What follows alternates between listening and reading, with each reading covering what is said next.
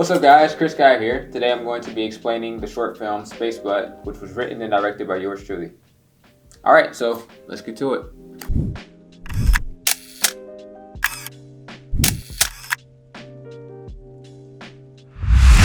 So, to give you a backstory on this film was actually created for a college application. I was applying for film schools, and one of my top choices, a requirement was to create a short film that was 10 minutes long. So that's what we did. So it was a pretty tight schedule to film this. I think I got the prompt in like September, and I had to turn it in by November 1st. So everything was like really bang, bang, bang from there.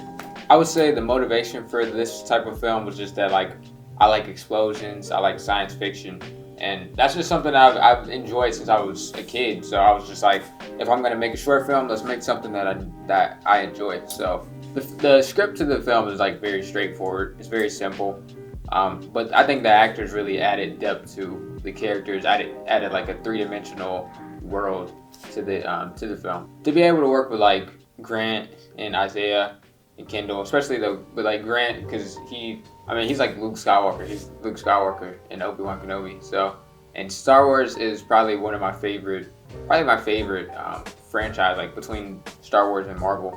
So, just to be able to work with someone that's connected with those movies, it's surreal.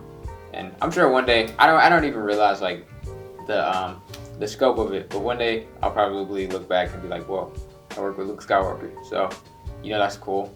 He really like puts himself into it. No matter what's going on around him, he's able to be the character, and that's really cool. It was great to work with Isaiah as well. I feel like Isaiah, if he gets the right roles, he'll be like one of those actors you see on TV all the time and on movies all the time, because he makes everything seem easy. Kendall as well, she was great to work with. She's very versatile, and yeah, it was just a great project to work on. Just overall, the actors were I feel like the actors are what drove the film. Even the background characters, you can tell that like they put their all into it, and they played the role as if they were the star, and that's important. It makes everything more interesting. So let's jump in and watch so I can get to some explaining.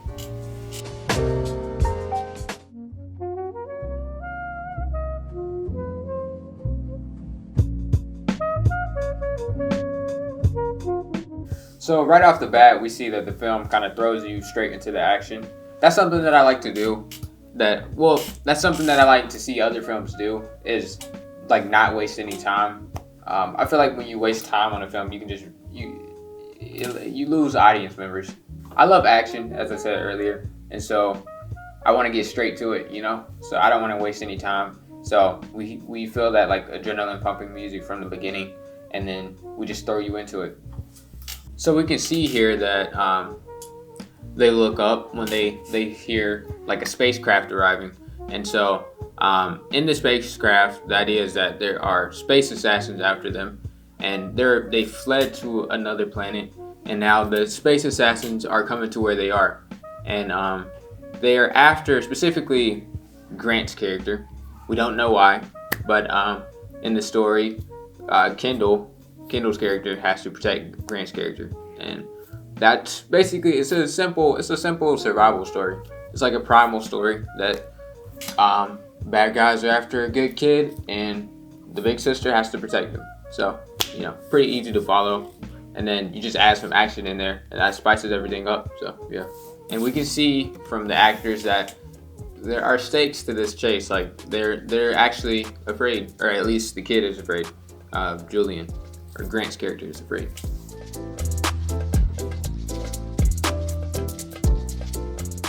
I love the sparks because when the sparks, like when he shoots and the sparks fly out at the camera, I feel like that definitely adds weight to the bullets. So you actually like feel like these are actual bullets that could actually do something to these characters, right?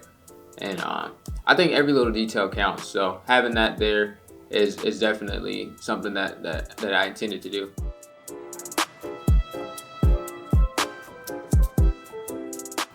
Violent. I really like this cut right here from her scene to his. There's a lot of 3D tracking going on in this film, actually. Right here, with this explosion.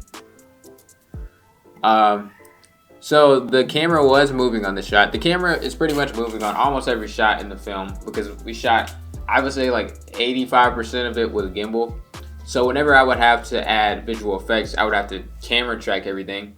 And I think I explained camera tracking in my last explanation video, but it's basically where you plug footage into a software and you let the software like get a sense of the camera movement. And so if I wanted to add like an explosion there and the camera moves, the explosion will be able to stay in the same location when the camera moves instead of just like moving around with the frame. Otherwise it would look weird. So hopefully you don't notice like, hey, those are effects that are tracked in. But having the camera tracker really helps to ground everything, to make everything feel real. And camera movement is important because it gives the audience a sense of being in the scene. So being able to do this and still add effects over the composition is great. So inside the bag are little grenades, or like these grenade rocks. In the script, they were metal balls.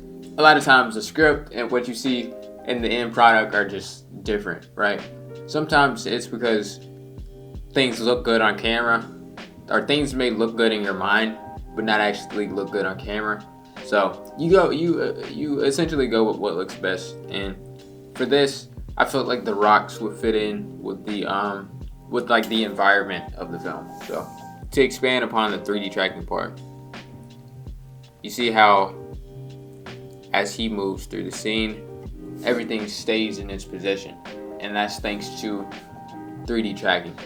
If I did not have the 3D tracking, then when I would move through the scene, everything it would look weird because the effects would like move with the camera instead of moving with the location or sticking to the location, if that makes sense. There he's calling for backup. So that comes back at the end when the spaceships are coming for him. That's because he called for backup. So right now she's reloading.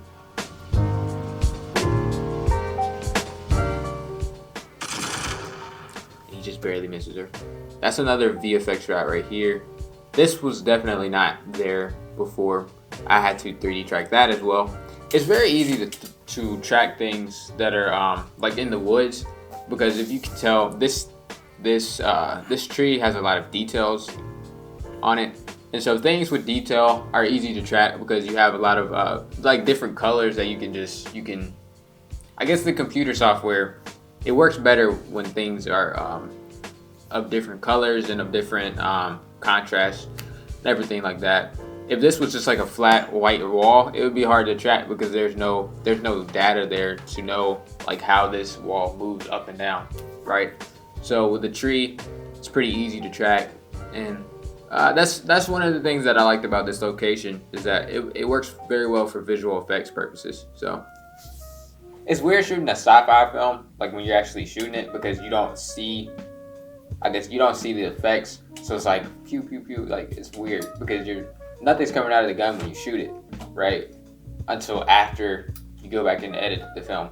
But when you're editing, you can really just work around what the actors imagine, right? So when right here, before I edited that was just like a blank tree, right? But I was able to put that where she was looking, essentially, right?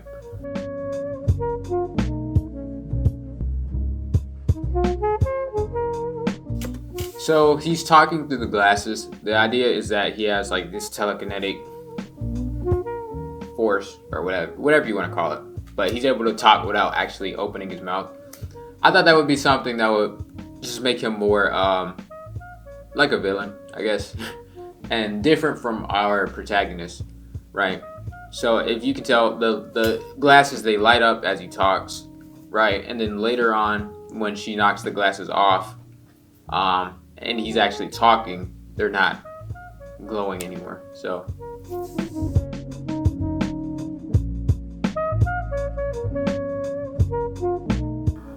also, the glasses give him the power to kind of like pierce into someone's mind and really like control things around him. Almost like the Force in Star Wars, he has her in like a mental hold. And from the dialogue, we can tell that these two, they know each other and they've fought before, because she says, "Are you really willing to die for him this time?" So I'm not going to go into too many details about like the backstory, because maybe one day I'll be able to like expand upon this story. But this isn't their first time fighting. This isn't their first time. This is, however, probably their last time, and you'll see why.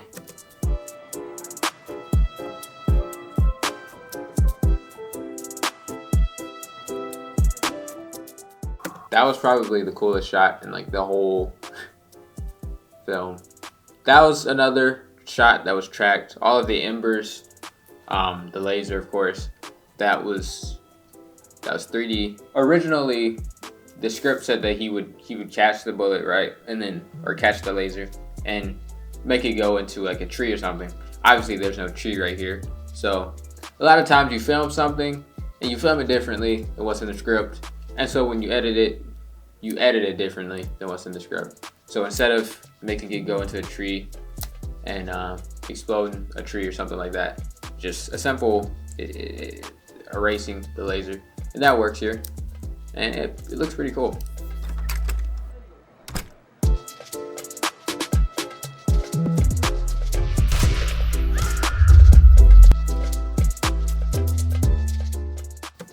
And then that's a way to tell the story with sound effects. You know, you don't have to show everything, and I think there's benefits that come with not showing the audience everything.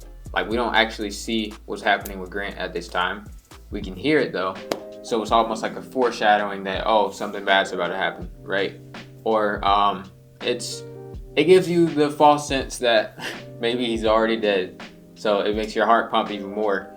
And I think that's one of those thriller tactics that I see used in a lot of films. And so I use that right here in this instance. The reason I love science fiction so much is that you can really just create whatever you want, right? Like, you can create your own world, you can create your own rules, whatever you want, whatever you desire. And we see that here. We see that like specifically in this scene. As a writer with science fiction, you can make happen whatever you want. So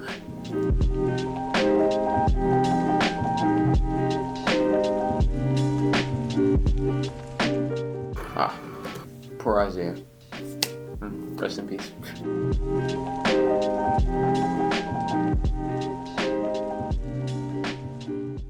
With film, like, you have to be able to see the person's eyes to connect with them. And here we see their eye contact, and I think that really builds emotion before the final shots ring out. Like, we see that last moment where they're both in good health and they're looking at each other. And I think that's important. That's something that I really wanted to harp on here.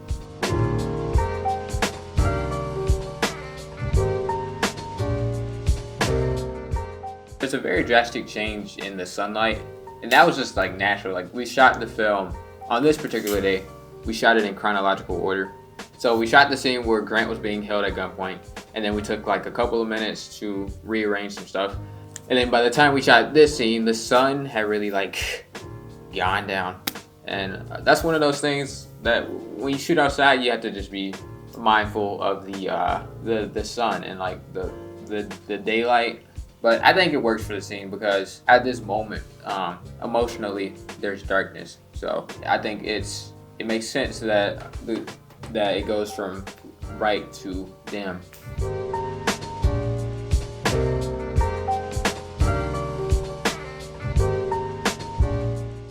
So I feel like she had to die here just because, you know, I hate when I watch like a James Bond film and the bad guys shoot at him like 50 million times and he never gets hit. It's unrealistic. If, like, there's no way around it. Somebody we care about has to feel the consequences of a shootout. In a good story, I feel like you do have to lose somebody that's close to you for the action to actually feel that is worth something.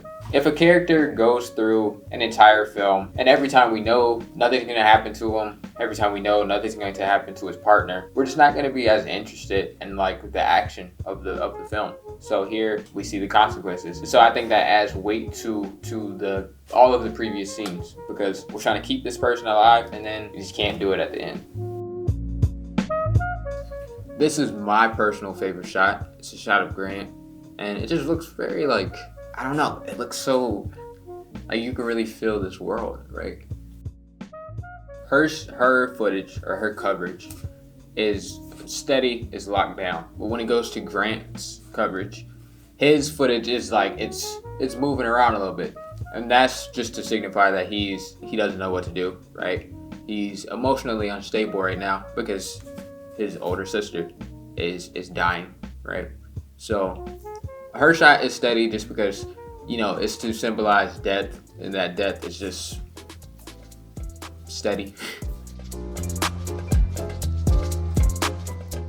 Yeah, I feel like if somebody died in front of me, I would shake them to see if they would wake up. But nah, she's not waking up.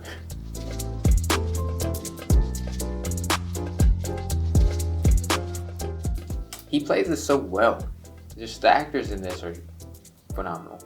He makes you feel what he feels, right?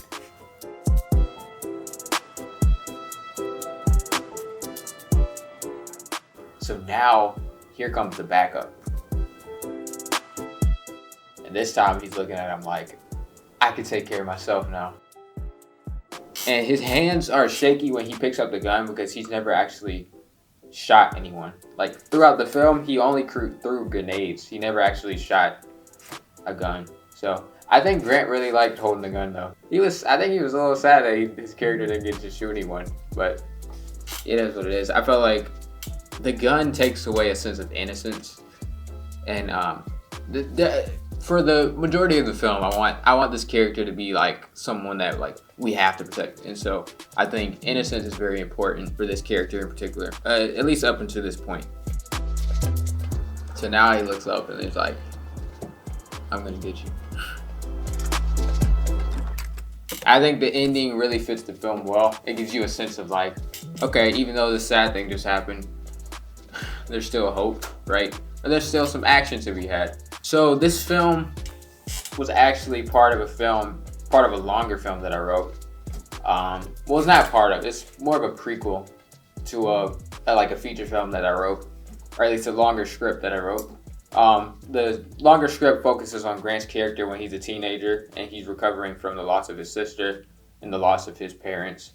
Right here, we see where his sister dies. So I guess in this case, I was like, let's take this character and let's see what he would have been like as a kid. He's a pretty quiet character. So in the film, he never talks. That was done intentionally. He never talks in the film except for at the end. He does say his sister's name, but that was to keep this sense of innocence as well. And really like treat this character not as a baby, but like as a person that you can't hate this character. You know, like you can't hate this person. You gotta love him. In this film, we get to see his sister as like the lead. In my opinion, she's the one that drives the film. Even though the film is about Grant's survival, it's really Kendall that has to like protect him, and his survival depends on her. And so she's the leader of the film until it gets to the point where she dies. And now we set up for the longer film, right, where Grant's character takes over and has to fend for himself. As a director, I feel like it's when you're making a film, you're painting a project, but you give the paintbrush to the actors, and the actors have to paint different portions of it. But at the end, I think the end art piece was better than any art piece I could ever imagine. So I think everybody worked together well, and it was just one of those projects that you look back on and you like, that was fun to work on. Now I'm going to answer some questions that you guys asked on my Instagram. So first question is, how did she die? So that's one of those things that was like, it was written in the script one way, but we ended up having to shoot it a different way. We had some scheduling conflicts with a makeup artist. so we weren't able to really film it in the way that the script described. But in the final version of the film, she was shot, so that's how she died. So when Derek's character, Derek is the person that was holding Grant at gunpoint at the end. When he's shot, he actually like veers back and shoots 2 shots. So there are 3 gunshots that are heard on that last part where they're shooting at each other. And so 2 of those were actually at Kendall. But I think it is pretty unclear with the final film, like as to how the blood shows up out of nowhere. That's one of those things that you shoot and then you learn from it.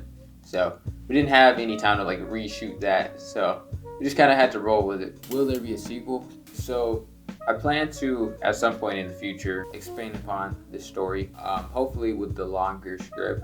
If I ever get like to work with a bigger budget to make a feature film, I would definitely continue this story. But you know, who knows? We could have a part 2. I don't know. I have gotten a lot of questions about that. Where was this film shot? So this film was shot in Moss Creek Preserve. That's in Hoover, Alabama. It's actually like a neighborhood, but there's like a trail right across from the neighborhood, and we shot the film inside the trail. And there were actually like a lot of people there when we were filming. So I had to some shots I had to like crop out, like there would be people walking behind. So if you see the bloopers, you can see some of the shots where there are like hikers, people climbing up the rocks and stuff like that. So that's one of those things that you don't notice in the film because it's painted out or it's edited out. But yeah, it was a very interesting location. Next question is, what is your next film? So I'm not gonna give any details, but I would say like my next intended film, I'll say this film right here, this film was more very action driven. And I would say my next film probably will have some action in it, but I think it will be more dialogue driven and like relationship driven, as far as characters having like dialogue with each other where they're expressing themselves, right? And so yeah, and I think it'll definitely have to do with like a prominent location like this film did as well. And then last question, how can I audition for a film? I'm always open to like connecting with people. So if you feel like you can act and you want to act, you can just DM me on Instagram or whatever. You can follow me on Instagram, or you can, yeah, pretty much just my Instagram. Like even with a recent film, I had to go through 5 people before I found the person that I was able to use for an acting gig. So, you know, just reach out to me. I don't think I do auditions yet. When I write a short film for the main characters, I pretty much have an idea of people that I might want to play it. Otherwise, I wouldn't write it at this. Well, I would still write it, but I wouldn't try to make a film that I don't think that I have the people to play the parts. So, you know, like right now, most of my films that I have right now, I pretty much know or have an idea of who I want to play the characters, or who I want to play like the main characters. But you know, reach out to me if you want to act. I'm always open to like growing my network. So yeah, I can't believe you watched this much of the video. You're a patient person. Stay tuned for our latest short films, music videos. Make sure to subscribe and follow me on Instagram as well. I post a lot of my content there. And yeah, see you later.